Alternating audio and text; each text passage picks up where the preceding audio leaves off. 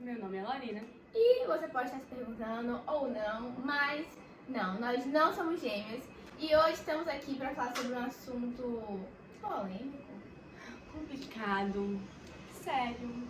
que é justamente toda a treta, tudo que está acontecendo entre Taylor Swift e Scooter Brown, né? Uma treta que está rolando há um bom tempo já, e a gente veio aqui explicar para vocês entenderem todo esse rolê. É isso. Então, antes da gente começar o vídeo, Deixa o like, compartilha, comenta e se inscreve no canal. não esquece de seguir a gente lá no Twitter, Não somos gêmeas _. Então, vamos pro vídeo! Bom, essa semana Taylor soltou uma nova nota no Twitter explicando o novo capítulo dessa treta que tá se desenrolando na mídia há um bom tempo. Então a gente achou que seria interessante vir aqui pra explicar pra vocês um pouco, né, sobre todo esse rolê. Porque É bem complicado. é um rolê tem bem várias grande, tem várias... questões. Então, vamos lá. A primeira coisa que aconteceu nessa história toda foi quando Taylor saiu da gravadora dela antiga, que era Big Machine Records, e foi para Universal. Nesse momento, ela postou um textinho no Instagram falando: oi gente, então tô me separando da Big Machine, e foi uma surpresa para muitos fãs, porque Taylor, parecia ter uma relação muito boa com o Scott Borchetta, que era o dono da gravadora, e parecia estar tudo muito bem, ela era o maior nome da gravadora, então ninguém nunca suspeitou, entendeu? O que tá acontecendo. Ninguém entendeu por que ela trocou de gravadora no momento. Mas E tudo bem, tudo né? bem, né? Isso aconteceu em novembro de 2018 e em junho de 2019 a gente veio entender todo o rolê e por que Taylor Swift decidiu sair da gravadora antiga dela e começar seu contrato com a Universal. Em junho de 2019 havia sido anunciado que Scooter Brown, que é um famoso empresário, ele agencia várias pessoas muito famosas hoje no mundo da música, tinha se tornado um dos novos donos da Big Machine Label Group, que é justamente a gravadora que detém os direitos sobre todo o trabalho de Taylor, desde o primeiro CD até o Reputation. Todo mundo ficou assim um pouco chocado, porque Taylor e Scooter Brown não têm uma história, um bom relacionamento, não é mesmo? Mas ninguém esperava que a própria Taylor iria lançar uma carta no Tumblr explicando toda a situação, o ponto de vista dela e como ela tinha ficado revoltada com tudo que estava acontecendo. Na carta, ela falou que por muitos anos ela tentou ter esse direito de comprar as próprias músicas. Porém, a única proposta que lhe foi concedida foi que, se ela continuasse na gravadora, a cada álbum que ela lançasse, ela ia ganhar os direitos de um antigo. Então ia começar, ela lança o próximo, ela ia ganhar o Taylor Swift, que é o primeiro. Ela lança mais um, ela ganha o Fearless. E assim em diante. O que acontece foi que ela percebeu que era melhor não fazer isso, porque ela estaria se vinculando à gravadora permanentemente. Então ela ficaria presa na gravadora, como ela mesma disse. E ela preferiu, então, se separar da gravadora, deixar o seu passado para trás e focar no seu futuro, que ela teria mais liberdade de conseguir o direito das próprias músicas dela. E Taylor falou que o problema não foi Scott ter vendido as músicas dela para outra pessoa, até porque a partir do momento que ela decidiu romper com a Big Machine e assinar com a Universal, ela sabia que isso iria acontecer em algum momento. O grande problema foi para quem ele vendeu, que foi para Scooter. E por que ela tem essa versão assim em Scooter Brown? Na carta ela fala que as únicas vezes que Scott, que é o dono da Big Machine, caso vocês estejam se perdendo nos nomes, as únicas vezes que ele ouviu ela falar o nome de Scooter, que é quem comprou as músicas dela, foi quando ela estava chorando, muito chateada e muito frustrada. Por que isso? Nós lembramos daquela treta toda que teve no momento Taylor Swift em 2016? Pois é, Scooter Brown foi uma das pessoas que se destacaram por fazer esse tipo de bullying com ela na internet, por gastar ela, por jogar shade pra ela. Então, Taylor realmente ficou muito magoada com isso tudo, e pra ela pensar que uma pessoa que ela não gosta, uma pessoa que fez de tudo pra acabar com a carreira dela em 2016, então uma pessoa que fez parte toda dessa questão, estaria sendo dono das músicas dela. Outra coisa também que Taylor deixou claro na carta, que deixou ela muito revoltada, foi porque ela só descobriu essa transação no mesmo momento que o resto do mundo descobriu. Porque esse tipo de transação demora muito tempo para acontecer, são coisas de meses.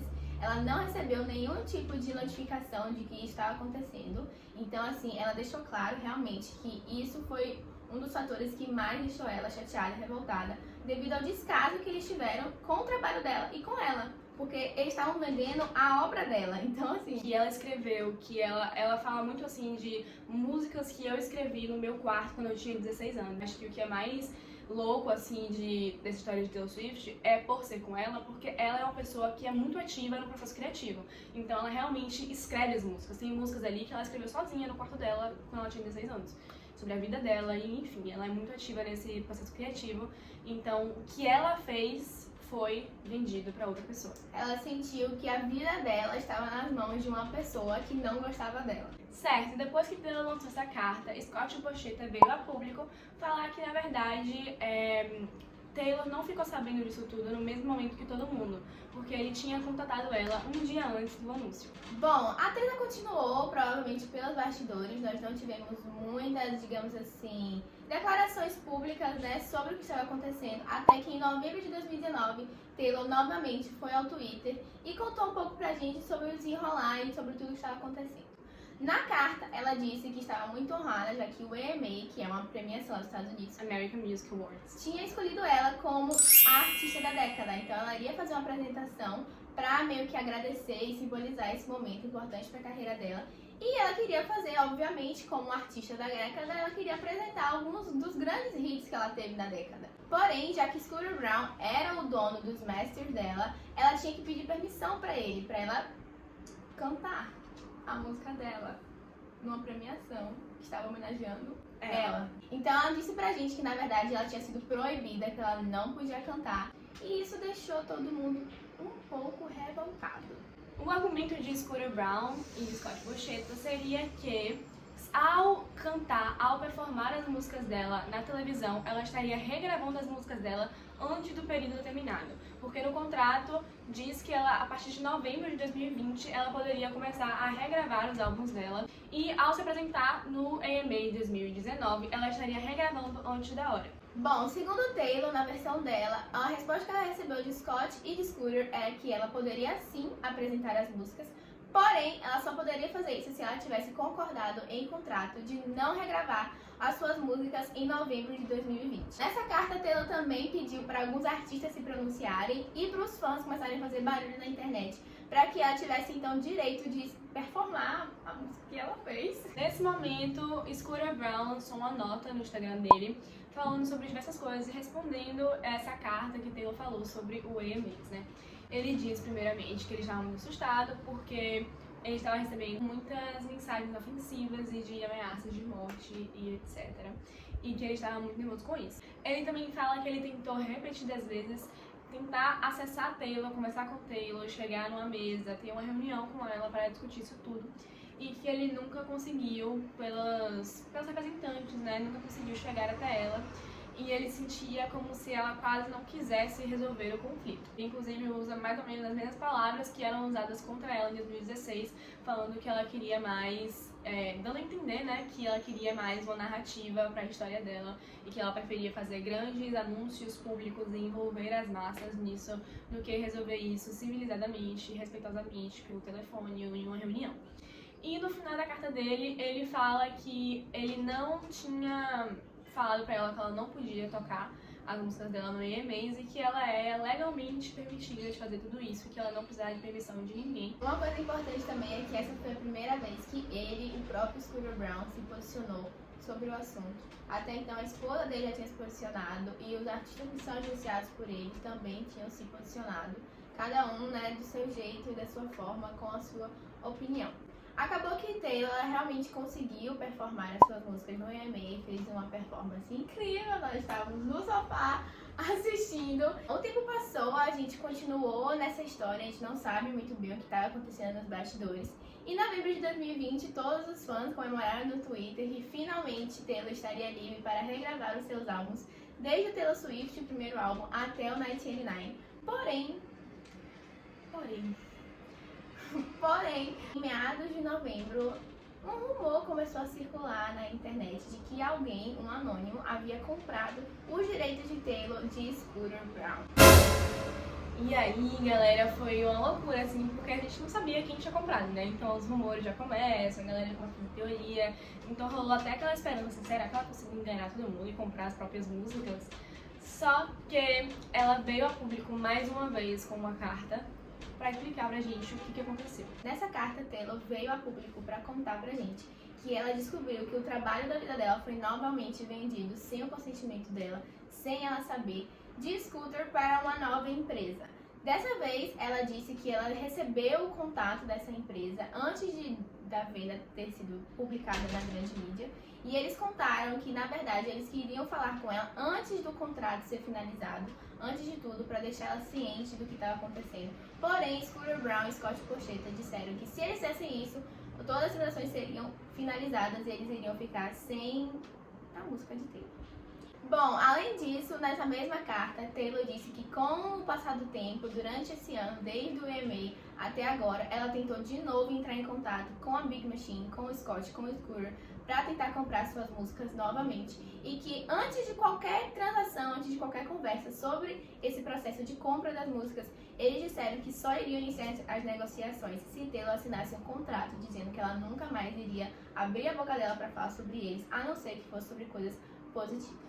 Taylor disse que, obviamente, ela não aceitou essa cláusula no contrato e ela realmente desistiu de comprar as músicas dela de Scott e de Scooter, porque ela percebeu que assim que ela assinasse o nome dela no contrato, eles iriam simplesmente parar com todas as negociações e que ela ia sair sem as músicas e sem o direito de fala e de protesto dela sobre o que estava acontecendo com o trabalho que ela passou uma década fazendo. Porém, como a gente falou, Taylor teve sim a chance de ter essa conversa com essa galera que comprou as músicas dela antigas.